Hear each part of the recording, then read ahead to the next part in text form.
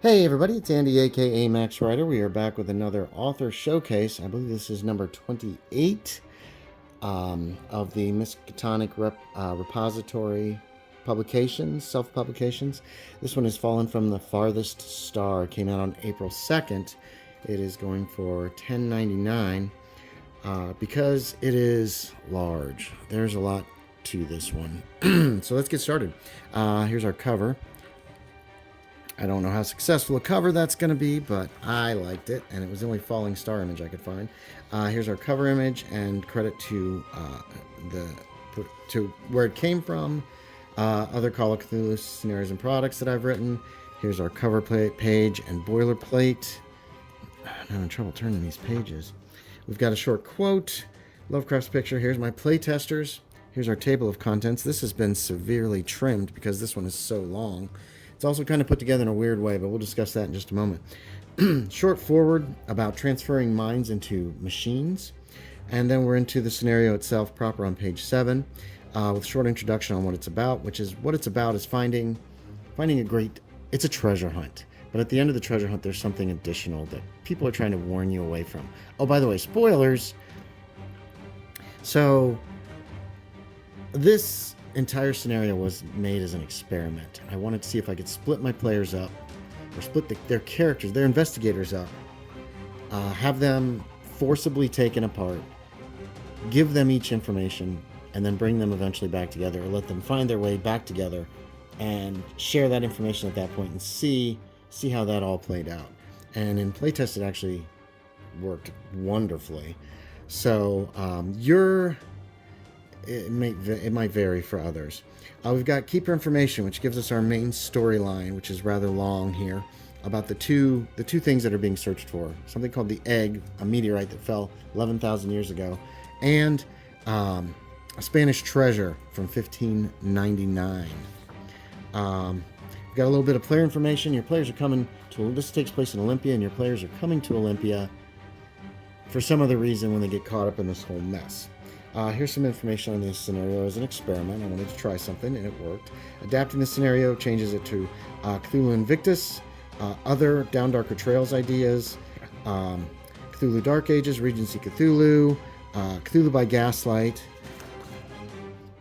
Jazz Age Call of Cthulhu, and of course modern Call of Cthulhu.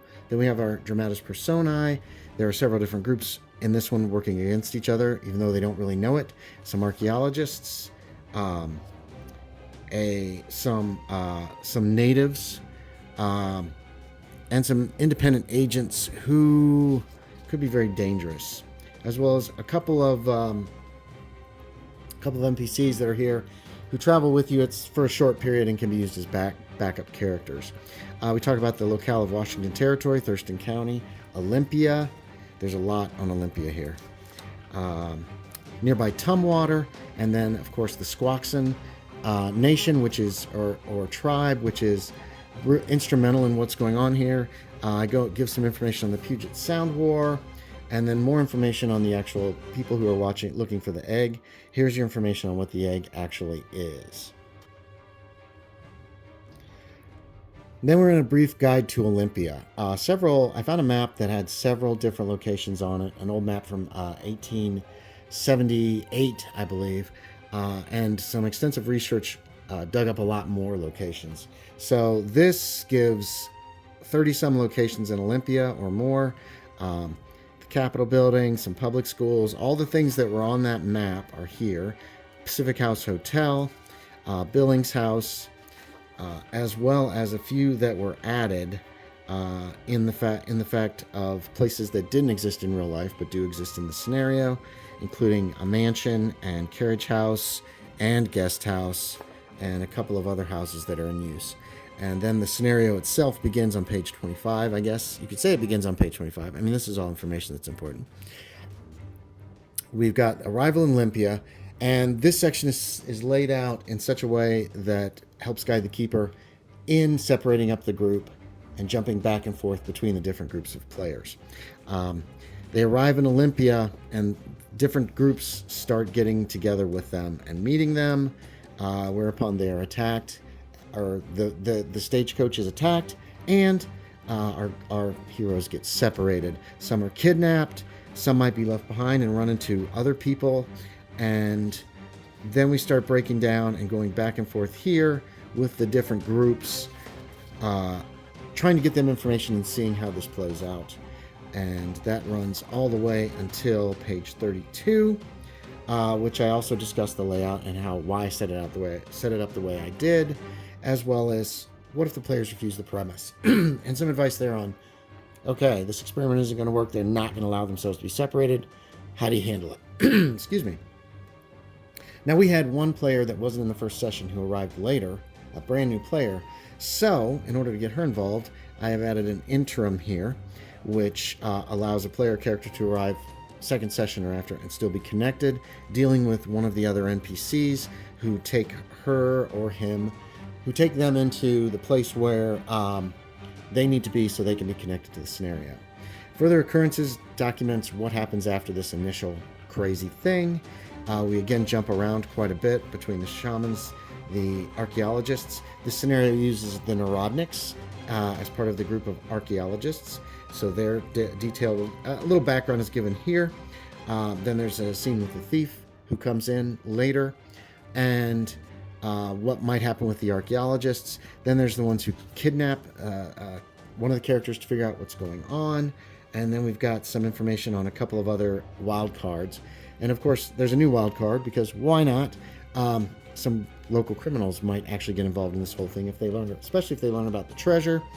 And finally, we've got a synopsis of what everybody knows and what everybody's looking for very briefly.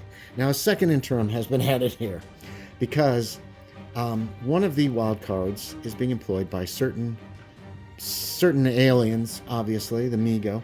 And if one of the characters insists on meeting his employers, he can set up a little meeting with them.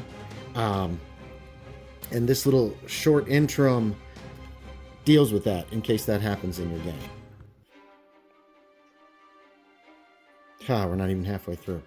All right, so next comes research. Everybody's going to be doing some research, trying to find out what they can. The archaeologists are doing some, and we go all the way through to when they leave and go to the shipwreck site of this lost gold. We jump to the rebels with their research here. Then there's the shaman's research, and of course the wild cards and how you want to get them involved.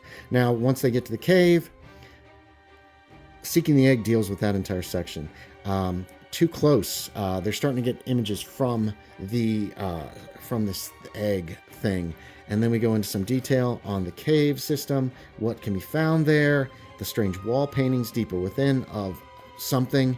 And finally, the chamber of the egg, which is a gigantic dodecahedron-shaped chamber that is over 100 yards across. This room has everything in it that you would need. We talk about what happens when you see the room, what happens when you enter the room, and then different features of the room, including the Spanish treasure and the meteorite, and how it might affect the investigators, not the player characters. Of course, inside the meteorite is the ship. There is some information on the strange energy that's being used to hold this here. And then we get to our conclusion of what happens in the end. This is a very sandbox scenario, so anything could really pretty much happen. But you've got some options here of possibilities, including what happens with various people they've already met, local criminals, what happens with various groups, what happens with Penelope Hearst, the greatest thief in the world, and what happens when the egg fights back, or what if we don't even go? What if the investigators decide it's too dangerous and let's just destroy all trace of being able to find the place? There's also some information here on what happens if you try to destroy the meteorite, or how it might be destroyed. And then there's a little information on the treasure, because it's a lot of treasure. I mean, it's a galleon full of treasure, and how to potentially get it back or not be able to get it back. There is a short sanity reward section. We've got a short bibliography. Afterwards, playtest notes describes what happens in my game. And then we're into stats. Here's stats for the people of interest in the game. You've got stats for all your major characters, NPCs, I mean, as well as stats for the Migo, who you might deal with if depending on how this rolls out. There's one esoteric tone, El Naufragio de Nuestra Senora de Loreto, which I know I'm pronouncing incorrectly. The Shipwreck of Our Lady of Loreto, which is the name of the ship that was shipwrecked. We have certain Migo devices that they have created to help their agents, as well as a little information on the electric rifle. The ship is written about in detail, and we have a timeline of events here from 160 million years ago to present day.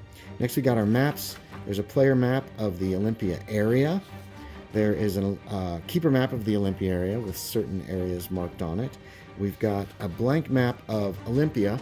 This is also going to be available as a separate PDF that is high resolution.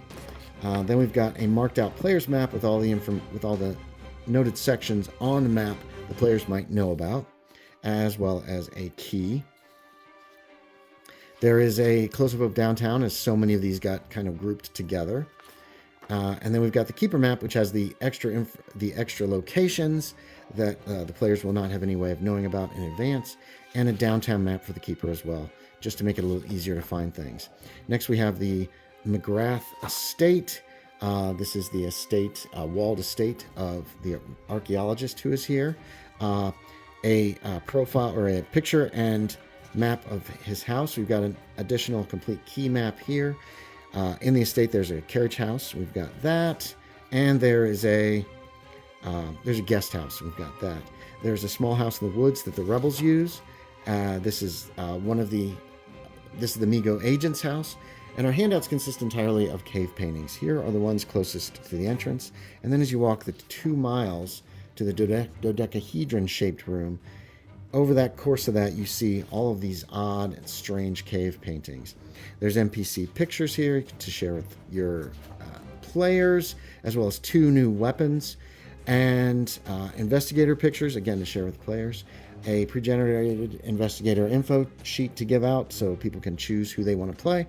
And finally, we've got 5 Down Darker Trails investigators. They're all ready to go in the back. We've got a little about the author and some information on our back color picture, which is from NASA, and and then the back page, a couple of blurbs, and that's about it. So this is 110 pages. It's going to be going for $10.99, which I feel like is a pretty good deal considering how much is here. And there you have it. There'll be a description there'll be a link in the description below for the product. And that's about it. So if you had any interest in this and wanted just a little bit of a closer look, here it is. I want to thank everybody for watching, and I will talk to y'all next time.